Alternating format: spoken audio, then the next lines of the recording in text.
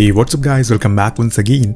आज से तकरीबन 1000 साल पहले धरती पर आकाश के कुछ लोग आए जिन्हें ओरेसिस कहा जाता है। उन्होंने आकर इंसानों को कुछ दिया, जैसे कि कल्चर, डिजाइन, आर्किटेक्चर और भी बहुत कुछ, पर बदले में उन्हें धरती पर राज करना था, जो कि वो नहीं हो सका क्योंकि फिरौन और रोशनी के देवता ने उन्हें ढकेल दिया और कहा कि यहाँ उनका कोई काम नहीं है। ओरेसिस दरअसल तब आते हैं जब इजिप्ट के पिरामिड के ऊपर सारे तारे एक आकार में होंगे। इसे एक रोशनी आसमान से पिरामिड पर आएगी जो एक रास्ता बनाती है उन लोगों के लिए, ताकि वो यहाँ पृथ्वी पर आ सके। लेकिन फिरौन ने उस धरती को हमेशा के लिए अंधेरे में ढकेल दिया और उसे बंद कर दिया, जिससे कि वो फिर कभी यहाँ पर ना आ सके। उन्होंने पूजने वाले अभी भी धरती पर हैं, तो राजा ने उन सभी को ढूंढ ढूंढ कर पिरामिड के अंदर कैद करवा दिया। लेकिन एक थी उनकी पूजा करने वाली अभी भी बची है, जो कि रानी अमांडा है, जो अभी बच्चे को जन्म दे रही है।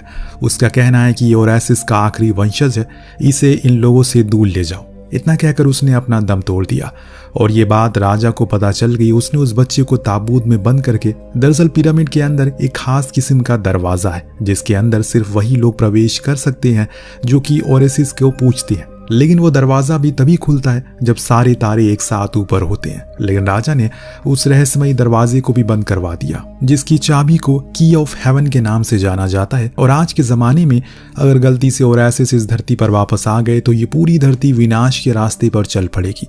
जितने भी इंसान हैं उनके गुलाम बन जाएंगे, बस वही सुरक्षित रहेंगे जो ओरेसिस की पूजा करते हैं, क्योंकि उन्हें भगवान का दर्जा दिया जाता है। अब कहानी आती है आज के समय में, जहां हम कुछ आर्कियोलॉजिस्ट को देखते हैं जो कि मिस्र में मौजूद पिरामिड की खुदाई कर रहे हैं। और इन्हीं में से एक मास स्टोन है जिसका कहना है कि आने वाले 2 महीने में फिर से सारे तारे एक जगह पर आएंगे। इसीलिए हमें जितनी जल्दी हो सके की ऑफ हेवन को ढूंढना होगा, वरना ये मौका फिर न जाने कब आएगा। इतने में उसके पास एक फोन आता है। वो बात करते करते आगे निकल गया। इसी मौके का फायदा उठा एक शख्स उसकी छड़ी को उठा लेता और ले जाकर पीटर नाम के शख्स को देता है, जो उसी छड़ी को लेकर एक पुराने सामानों की दुकान पर जाता है, जहां वो दुकानदार को ढेर सारे पैसे दिखाकर कहता है कि मुझे वो चाबी दे दो और बदले में ये सारे पैसे रख लो। वो दुकानदार इतने पैसे देकर चौंक गया, इसीलिए उसने बिना कुछ सोचे समझे वो चाबी उसके हवाले कर दी। लेकिन बदले में उसे पैसे नहीं बल्कि मौत मिली, वो भी उसी मैसस्टोन की छड़ी से। अब पीटर मैसस्टोन को कॉल करके कहता है कि की ऑफ हेवन मेरे पास है। जिस शख्स से मैंने उसे लिया है उसे भी मैंने ही मारा है, वो भी तुम्हारी उस खास छड़ी से। ये सुनकर मैसस्टोन फौरन उस दुकान पर गया, लेकिन अब कुछ नहीं हाथ लगने वाला है, क्योंकि जिस चीज की उसकी तलाश थी वो जा चुकी है और उसका खास आदमी भी मर चुका है। दरअसल पीटर ने उसे धमकाया कि अगर वो उसके इस मिशन में अपने साथ नहीं रखेगा तो वो इस छड़ी को पुलिस के हवाले कर देगा, जिस पर उसके फिंगरप्रिंट है, और अगर ऐसा हुआ तो उसका पूरा करियर बर्बाद हो जाएगा, क्योंकि बाकी की जिंदगी उसे जेल में बितानी पड़ेगी। मैसस्टोन अब चिंता में आ गया है कि आखिर वो करे तो करे क्या।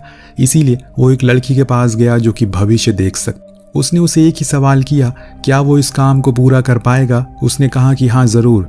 जो सुन मैसस्टोन काफी खुश होता है, लेकिन तभी उस लड़की को कुछ अजीब से दृश्य दिखने लगते हैं, जिसमें वो देखती है कि आग के गोले आकाश से धरती पर गिर रहे हैं। हर तरफ बस इंसान की मौत और तबाही हो रही है, क्योंकि वो वापस आ रहे हैं। इतने में उसने मैसस्टोन को भी देखा, वो भी बुरी तरह घायल है, लेकिन उस लड़की ने उसे इस बारे में कुछ बताया नहीं, बस चुप रही। एक रात हम देखती हैं कि रेगिस्तान में एक भयंकर तूफान आता है जिसमें सब कुछ टूट गया। उसी के अगले दिन मैसस्टोन एक प्रोफेसर से मिलता है जो उसके साथ काफी टाइम से काम कर रहा है। उन्होंने उसे बताया कल रात आए तूफान के कारण यहाँ पर एक नया पिरामिड उजागर हो गया है, जो देखने में काफी पुराना लग रहा है। ये देखकर मैसस्टोन बहुत ज्यादा खुश होता है, क्योंकि हो सकता है यही वो पिरामिड है जिसकी उन्हें तलाश है। उसने प्रोफेसर से कहा कि आप जल्दी से इसमें अंदर जाने का दरवाजा ढूंढो, क्योंकि हमारे पास समय बहुत कम है। इसके बाद मैसस्टोन अपनी असिस्टेंट के पास गया, कहा कि वो जाकर उसकी सारा को लंदन से लाए। इधर देर रात प्रोफेसर अपने काम पर लगा हुआ था, जिसे देखकर एल्डर उनके पास आकर उन्हें घर चलने को कहता है, क्योंकि उनकी तबीयत ठीक नहीं लग रही है। प्रोफेसर को कुछ ठीक महसूस नहीं हो रहा है, इसीलिए वो भी घर आ गए। तो एल्डर ने उनसे कहा कि क्या यह मिशन कुछ दिन डिले नहीं हो सकता, क्योंकि आपकी तबीयत अभी ठीक नहीं है। पर उन्होंने इनकार कर दिया, क्योंकि सितारे एक ही अलाइन में बहुत कम बार आते हैं और ऐसा मौका उन्हें फिर न जाने कब मिलेगा, इसीलिए इसे वक्त पर ही करना पड़ेगा। अगले दिन जब फिर से एल्डर प्रोफेसर के घर आया तो उनकी तबीयत पिछली रात से ज्यादा खराब है। वो उसे अब कहते हैं कि अब वो साइट पर नहीं जा सकते, उसकी जगह उसे जाना होगा। मैंने तुम्हें बीते 10 सालों में काफी कुछ सिखा दिया है, तो अब तुम्हारी बारी है कि तुम मेरे काम को संभालो, और उम्मीद है कि तुम मेरी इस बात को नकारोगे नहीं। एल्डर ने सर हिलाकर हाँ किया। वहीं दूसरी तरफ हम सारा को देखते हैं, जो लंदन से वापस आ चुकी है। जब उसे पता चला कि उसकी माँ की मौत हो गई है तो उसे बड़ा ही अजीब लगा।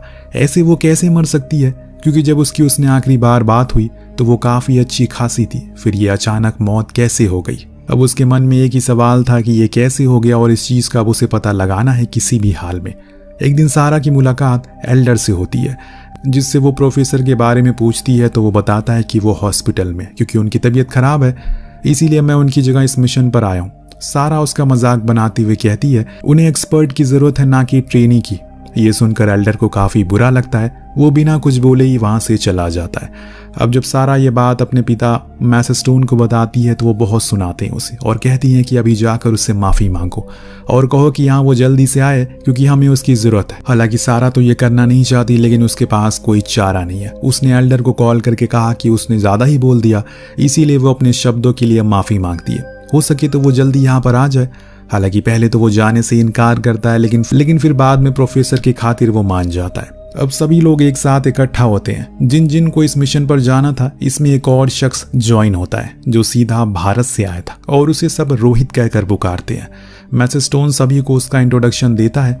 जब रोहित देखता है कि वहां पर प्रोफेसर नहीं है तो उसे बड़ा ही आश्चर्य होता है, क्योंकि उसके बिना ये काम हो ही नहीं पाएगा। मैसेस्टोन बताते हैं कि वो अस्पताल में है और एल्डर भी उन्हीं का शिष्य है, तो उम्मीद है कि हमें उसे कोई शिकायत नहीं मिलेगी। सभी लोग अब उस पिरामिड के पास पहुंचते हैं, जहां पर कुछ लोकल गाइड और गार्ड भी मौजूद थे, जो सभी अब अंदर जाने वाले थे, क्योंकि कल ही वो दिन है जिसका इन लोगों को बेसब्री से इंतजार है। लेकिन इससे पहले कि वो अंदर जाए, एल्डर उस जगह को और बारीकी से देखता है। जो आखिरी बारी प्रोफेसर ने खोजी थी, वहीं से इसके अंदर जाया जा सकता है। उसे पढ़ने के बाद एल्डर को कुछ चीज़ों का अनुमान होता है, जो वो मैसेस्टोन को भी साझा करता है। दरअसल दोस्तों, इस पिरामिड के अंदर सिर्फ वही लोग जा सकते हैं जो कि ओरेसिस के वंशज हैं या फिर उनकी पूजा करते होंगे। बाकी अगर किसी ने भी अंदर जाने की कोशिश की तो वो वहीं मारा जाएगा और कभी वापस नहीं आएगा। पर मैसेस्टोन को ये सिर्फ एक मजाक लगता है। अब वो उसे साइड करके सभी को अंदर चलने को कहता है। गार्ड ने हथौड़े से उस जगह को तोड़ दिया, जिससे अब बारी बारी सब लोग अंदर जाने लगते हैं। परंतु अंदर जाने पर इन्हें एक और सील मिलती है जो अंदर से बंद थी। ये देख मैसेस्टोन बताता है, हो सकता है कि जिन लोगों ने इसे बनाया हो वो अंदर से ही इसे बंद कर दिया होगा, खुद भी अंदर ही मर गए होंगे, इसीलिए इसका दूसरा कोई रास्ता नहीं है। पीटर कहता है कि हमें इसे तोड़ देना चाहिए क्योंकि ये किसी काम का नहीं है। तो मैसेस्टोन को उसकी बात ठीक लगती है। उन्होंने उसे भी तोड़ दिया और अंदर घुस गए, जहां जाकर इन्हें अपने सामने खूब सारे कीड़े के घोंसले दिखाई देते हैं, जो देख ये सभी हैरान थे, क्योंकि ऐसी बंद जगह पर कैसे कोई जीवन जिंदा रह सकता है। इनके आगे जाने के लिए उन्हें घोंसलों को नष्ट करना होगा, तभी ये अपना सफर कायम रख पाएंगे। एक गार्ड उसे साफ करने में लग जाता है, पर इससे होता यह है कि वो सभी जाग जाते हैं और इन पर हमला कर देते हैं, इससे ये सभी पीछे हट गए। लेकिन जो गार्ड उसे साफ कर रहा होता है वो उनके हमलों से मारा जाता है, लेकिन दूसरा वाला फायर गन से उन सभी को मार डालता है और आगे जाने के लिए रास्ता बना देता है। कुछ कदम और चलने पर इनके सामने सोने की मूर्ति दिखाई देती है, जिसे बिना कुछ सोचे समझे पीटर उठा लेता है। इसके कारण जिस दरवाजे से ये लोग अंदर आए थे वो अचानक से बंद हो गया। इसमें एक गार्ड भी पिसकर मारा जाता है। जब वो उस मूर्ति को वापस रखते हैं तो वो दरवाजा वापस से खुल जाता है। इस चीज को देखकर रोहित सभी से कहता है, ये जगह किसी पहेली से कम नहीं है, इसीलिए हर कदम हमें संभल कर रखना होगा। जैसे कि अभी हमने देखा, वो आगे किसी और के साथ भी हो जाएगा। रोहित इन सभी को अपनी पैर की एक ही लाइन में रखने की सलाह देता है, क्योंकि ये जिस जगह पर खड़े हैं वो कुछ टाइल से बनी है और कुछ खाली जगह हैं, इसीलिए उन्हें सही टाइल पर कदम रखना होगा। वो खुद आगे आगे और अपनी कैलकुलेशन की मदद से सही रास्ता बनाए। हालांकि बीच में उसे गलत कदम भी रख दिया, लेकिन एल्डर ने उसकी जान बचा ली। देन अब ये लोग सीढ़ियों की मदद से और नीचे जाते हैं। आगे जाने पर उन्हें एक बड़ा सा पत्थर मिलता है जिस पर कुछ आकृतियां बनी थी, जिससे रोहित और एल्डर समझने लगते हैं। कुछ देर बाद उन्हें समझ में आ जाता है कि यह असल में एक रास्ते की तरफ इशारा कर रहा है, इसीलिए वो उस पत्थर को साइड कर देते हैं। तभी उनके सामने कुछ और सीढ़ियां आती है, जिसमें ये लोग संभलते हुए नीचे उतरते हैं। अब इनके सामने एक कमरा जैसा कुछ आता है जो कि बेहद ही खूबसूरत था। दरअसल वहां पर रानी अमांडा का ताबूत रखा था, जिसके बारे में हमने कहानी की शुरुआत में जाना था। उस ताबूत को सोने से तराशा गया था। बाकी के लोग कमरे को देख ही रहे होते हैं, तभी पीटर और बाकी के कुछ लोग मिलकर उस ताबूत को खोल देते हैं, जिसके अंदर रानी की मम्मी दिख जाती है। इन्होंने बड़ी ही बेदर्दी से उसे उठाकर बाहर फेंक दिया, क्योंकि उन्हें उनकी कोई जरूरत नहीं है। मैसेस्टोन को सिर्फ ओरेसिस का मंदिर चाहिए जिसकी लोग पूजा करते थे, और इसीलिए वो पीटर से वो की ऑफ हेवन मांगता है, जो कि वो दे देता है। लेकिन क्या इन्होंने जो अभी किया वो सही था? रानी अमांडा बहुत खास शख्सियत थी, और इसे उठाकर फेंक देना इसको आगे जाने पर कोई भारी नुकसान देगा। फिलहाल मैसेस्टोन उस ताबूत को नीचे मौजूद एक होल में उस चाबी को लगा देता है। उसे पता है कि वो होल वहीं होगा क्योंकि ओरेसिस की आखिरी वारिस की माँ वही थी और आखिरी पूजा वाली भी, इसीलिए उसे एक खास औहदा मिला था। इस बारी जब नीचे जाते हैं वो, तो मैसेस्टोन पीटर को पीछे ही रखता है क्योंकि वो नहीं चाहता कि इस बारी वो कोई बचकानी हरकत करे और इससे पीटर काफी नाखुश होता है। भागते हुए वो आगे आने लगता है। इसी चक्कर में उसका पैर एक गलत पत्थर पर पड़ जाता है जिससे जिस जगह पर ये लोग खड़े हैं वो पूरी तरह सील हो जाती है। जब ये 3 ग्रुप में बंट गए जिसमें एल्डर सारा और क्लियर एक में थे और बाकी ये कुछ इस तरफ थे, सभी बहुत ही ज्यादा घबरा चुके हैं। अब ये क्या करें। इधर हम एक सोल्जर को देखते हैं जो कि रोहित के साथ था। उसे ऐसा महसूस किया जैसे कोई उसके पीछे से धक्का दे रहा है, जिसके कारण वो नीचे खाई में गिरा और मारा गया। इधर एल्डर ने एक खुफिया रास्ता ढूंढ लिया है जिसमें सारा जाने से डर रही है, लेकिन एल्डर उसे समझाता है कि तुम डरो मत क्योंकि यही तुम्हारा काम है और यही तुम्हारी पहचान भी बनाएगा। ऐसे मौके न जाने कब मिलते हैं, इसीलिए हिम्मत करो और नीचे जाओ। उसने उसकी बात को सुना और नीचे चली गई, जहां पर वो एक खुली जगह पर आ जाते हैं। वहीं पर उस सोल्जर को लाश भी मिलती है जिसे ऊपर से फेंका गया था। धीरे धीरे करके बाकी के लोग भी उस खुली जगह पर पहुंचते हैं, पर जब इन्होंने वहां पर रोशनी मारी तो इन्होंने जिस मंजर को देखा उससे इनके रोंगटे खड़े हो जाते हैं। दरअसल वहां तो पूरी सेना थी ओरेसिस को मारने वालों की, जिसे राजा फिरौन और इसके लोगों ने मम्मी बनाकर यहाँ कैद कर दिया था। इसे देखकर रोहित बताता है ये सभी आखिरी वो लोग हैं जो कि ओरेसिस को पूछते थे जिस दिन ओरेसिस की पीढ़ी की खून की बूंद उसके मंदिर पर लगेगी और सारे सितारे एक अलाइन में होंगे, ये सभी वापस से जाग जाएंगे और सभी इंसानों को गुलाम बना लेंगे। बस वही बचेंगे जो कि ओरेसिस को देवता मानते हैं, जैसे कि हमने शुरुआत में पढ़ा था। इसी जानकारी को सुनने के बाद सभी और ज्यादा डर चुके हैं। इनका डर और भी बढ़ जाता है जब इन्हीं मम्मीज में से एक जाग जाती है और क्लारा की गर्दन को पकड़ लेती है। एल्डर उसकी जान बचाने के लिए उसके करीब जाता है, परंतु वो तो उसे उठाकर दूर फेंक देता है। इतने में शाहिद उस पर शूट करना शुरू करता है, लेकिन उन गोलियों का इन पर कोई असर नहीं होता।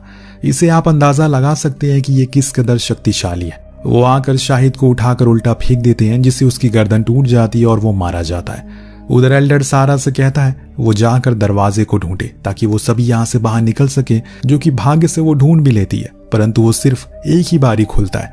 इसीलिए सभी अब जल्दी से उस पार जाना होगा। हालांकि सब तो चले जाते हैं, लेकिन रोहित के पीछे वो मम्मी पड़ चुकी है। इधर वो गेट तेजी से बंद कर रहा है, लेकिन तभी वो मम्मी उसे उठाकर दूर फेंक देती है और खुदकिस्मती से वो वहीं जा गिरा जहां वो दरवाजा था। अब वो सभी इस पार आ गए और जल्दी से गेट को बंद कर दिया। अब इतना सब कुछ होने के बाद भी मैसेस्टोन को वो मंदिर ढूंढना है, क्योंकि उसका कुछ और मकसद था। इन्होंने एक बार फिर से चलना शुरू किया और इस बारी ये वहां पहुंच गए जो कि पिरामिड का आखिरी द्वार था, यानी कि वो दरवाजे जिसके उस पार कुछ ऐसी चीजें हैं जिन्हें इस्तेमाल करने ओरेसिस को धरती पर बुलाया जा सकता है। आसान भाषा में कहें तो यही मंदिर का द्वार है। पर एल्डर ने उस पर लिखी चीजों को पढ़कर बताया इसके अंदर कोई और प्रवेश नहीं कर सकता, सिर्फ इसमें वही जा सकता है जिसने ओरेसिस की पीढ़ी का खून बह रहा है। अब यहाँ इस कहानी का सबसे बड़ा प्लॉट खुलता है, तो असल में ओरेसिस का पीढ़ी वाला इंसान है कौन? दरअसल दोस्तों, मैसेस्टोन की बेटी सारा ओरेसिस की पीढ़ी का एक हिस्सा है, क्योंकि उसकी माँ उन्हीं लोगों में से एक थी जो ओरेसिस के समय से उसके परिवार का हिस्सा थी। ये जानने के बाद सारा उस दरवाजे के करीब जाती है, जिससे कि वहां एक तेज रोशनी हुई और अपने आप वो दरवाजा खुल गया।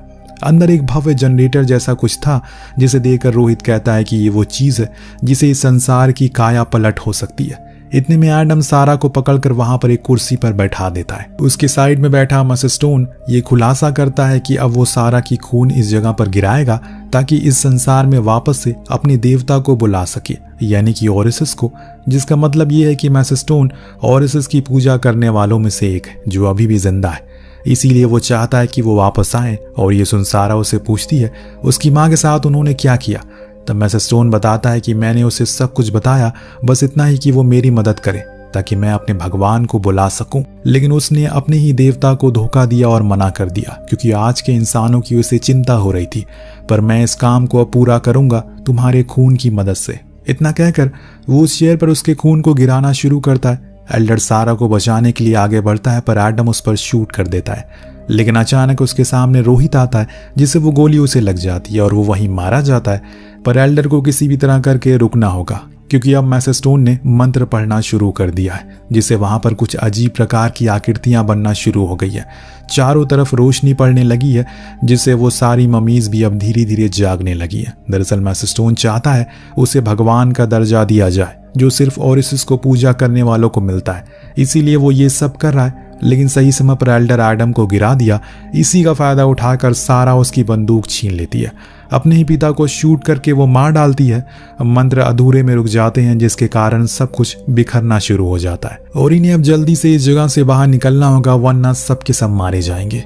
उस तंग रास्तों से होकर ये सभी भागते हैं, लेकिन बाहर सिर्फ 3 ही लोग बाहर आ पाते हैं, जिसमें थी क्लारा, सारा और एल्डर, जिन्हें देखकर बाहर खड़े प्रोफेसर कहते हैं सिर्फ वही बचे जिनकी नीयत साफ थी। वो खुद से वादा करते हैं वो वापस आएंगे इस जगह को तलाशने के लिए। अगर उनके अंदर जिंदगी रही तो इस बीच हम उस कीड़े को भी बाहर आते हुए देखते हैं, जिनके घोंसले इस पिरामिड में मौजूद थे। क्या ये कोई संदेश है? क्या मैसेस्टोन ने उस मंत्र को पूरा पढ़ लिया? अगर हाँ तो सच में बहुत बुरा होने वाला है। आपको क्या लगता है? हमें जरूर बताइएगा। मिलते हैं अगले वीडियो में। Thank you so much watching. Peace out.